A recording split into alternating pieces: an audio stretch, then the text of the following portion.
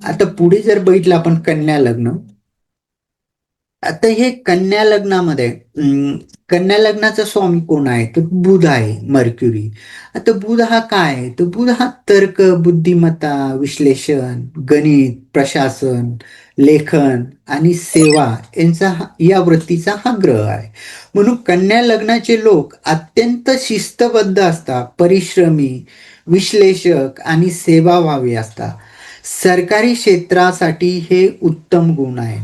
हे बघा, ज्यांची रास म्हणजे लग्न कन्या आहे किंवा रास कन्या आहे, अशी जर सरकारी सेवेमध्ये जर व्यक्ती जर असेल ना, तर त्या व्यक्तीचा कोणालाही त्रास होत नाही बघा. एकदम शिस्तबद्ध पद्धतीने काम करणारे लोक आहे. आपण बघतो डिपार्टमेंटली आपण एखाद्या डिपार्टमेंटमध्ये वगैरे जातो किंवा ऑफिसमध्ये वगैरे जातो, आपलं काही काम असतो, तिथे बऱ्याचशा प्रकारचे लोक बघतो आपण. काही असे ठराविक लोक असताना ते त्यांच्या कामाशी कामच करतात. आपण विचारलेल्या प्रश्नांची उत्तरं देतात.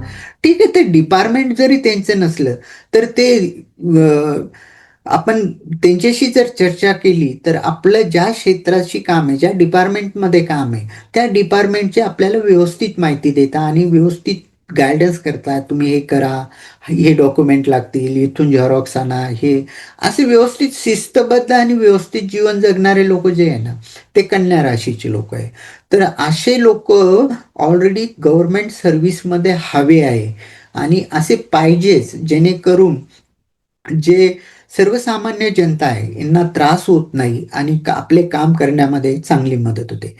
आता इथे जर लग्न आणि लग्नेशाचा जर विचार केला आपण, तर इथे लग्नेश आहे, बुध आहे. म्हणजे अर्थातच बुध हा उच्च स्थानी पाहिजे कुंडलीमध्ये. जसे की केंद्रस्थानात 1, 4, 7 आणि 10 भावात जर असेल किंवा त्रिकोणात असेल, केंद्रात असेल किंवा त्रिकोणात असेल, किंवा सूर्य किंवा गुरु आणि शनी यांच्याशी जर शुभ संबंध ठेवत असेल, तर व्यक्तीला प्रशासन, बँकिंग क्षेत्र, शिक्षण क्षेत्र, सरकारी अधिकार पद मिळण्याची दाट शक्यता असते. आता उदाहरण, बुध आणि सूर्य जर एकत्र आले तर आपण पहिलेच बघितलं बुधातिथ्य योग तयार होतो. तर अशा लोकांना सरकारी नोकरी, अधिकारी पद आणि लेखापरीक्षण, प्रशासन आणि कर विभागामध्ये नोकरीचे जास्त चान्सेस असतात.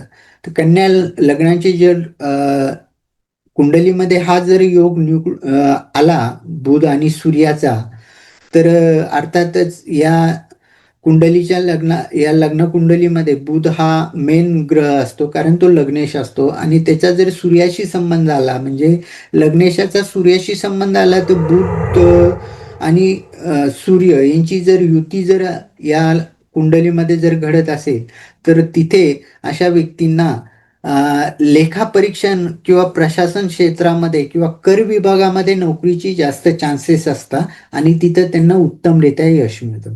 आता इथे जर आपण 10व्या भावाचा विचार केला, तर कन्या लग्नामध्ये 10व्या भावात मिथुन रास येते आणि मिथुनाचा स्वामीच बुध आहे.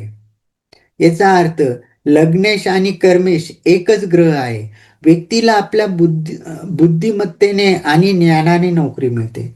तर दशम भावामध्ये इथे मिथुन रास येते आणि मिथुन रास ही बुधाची रास आहे. त्यामुळे अर्थातच कुंडलीमध्ये बुधाचं जर स्थान मजबूत असेल, तर अशा व्यक्तींना व्यवस्थितरित्या सरकारी नोकरी मिळते.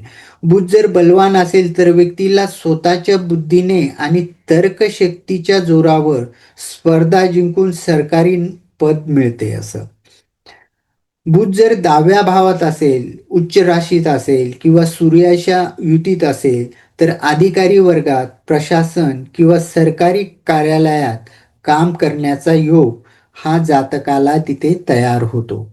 आता त्यानंतर जर या लग्नामध्ये आपण 6व्या भावाचा जर विचार केला, तर 6व्या भावामध्ये कुंभ रास येते आणि कुंभ राशीचा जो स्वामी आहे ते शनी महाराज आहे.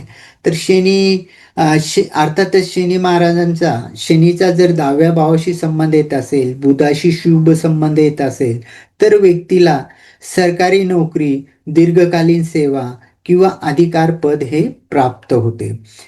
आता इथे 6व्या भावाचा संबंध जर दशम भावाशी किंवा सूर्याशी वगैरे जर चांगला घडून येत असेल तर इथे हा योग तयार होतो. आता इथे जर नवम भावात बघितलं आपण, नवम भावामध्ये कन्या लग्नात नवम भाव म्हणजे वृषभ रास येते. इथे बघा वृषभ रास येते नवम भावामध्ये, आणि वृषभ राशीचा स्वामी जो आहे तो शुक्र ग्रह आहे आणि तो भाग्येश आहे. भाग्येश जर शुक्र जर बलवान असेल किंवा बुध आणि शनीशी शुभ संबंध ठेवत असेल तर भाग्याच्या साहाय्याने सरकारी नोकरी, सन्मान आणि आर्थिक स्थैर्य हे माणसाला प्राप्त होते. म्हणजे थोडक्यात की शुक्र आणि बुध असा जर कधी या कन्या लग्नामध्ये युती होत असेल तर लग्नेशाची आणि भाग्येशाची जर युती झाली तर म्हणजे कोणतंही कार्य करताना भाग्येश भाग्याची साथ जर कर्माला भेटली तर तिथे चांगलं फळ मिळतं. त्याचप्रमाणे शुक्र आणि बुध यांची जर युती या कुंडलीमध्ये कोणत्याही भावात झाली किंवा शुभ अवस्थेत झाली तर अशा वेळेस आपल्याला सरकारी नोकरीमध्ये या व्यक्तींना मोठ्या प्रमाणात आपल्याला यश मिळताना दिसतं. तर थोडक्यात जर निष्कर्ष काढला आपण तर कन्या लग्नासाठी सरकारी नोकरीचे जर योगाचे जर संकेत बघायचे तर पहिले बुधाची परिस्थिती चेक करायची. बुध हा लग्नेश आहे. त्यानंतर जो येतो 6व्या भावाचा ग्रह म्हणजे शनी महाराज, शनीची स्थिती बघायची. त्यानंतर सूर्य शुक्राची बघायची कारण शुक्र भाग्येश आहे या कुंडलीमध्ये. आणि त्यानंतर त्याचबरोबर सूर्याची पण आपल्याला स्थिती बघणं गरजेचं आहे. आणि यांचा कुठेही संबंध 6, 9, 10 या भावाशी परस्पर संबंध जर आला तर अशा व्यक्तींना सरकारी नोकरी ही मिळते म्हणजे मिळते. यामध्ये ते लेखापरीक्षक, अधिकारी, प्रशासकीय, बँकिंग, तांत्रिक, शिक्षण किंवा न्याय क्षेत्रामध्ये नोकरी करताना आपल्याला दिसतात किंवा या पद्धतीने या कन्या लग्नामध्ये सरकारी नोकरीचे योग बघताना आपण विचार करू शकतो असं.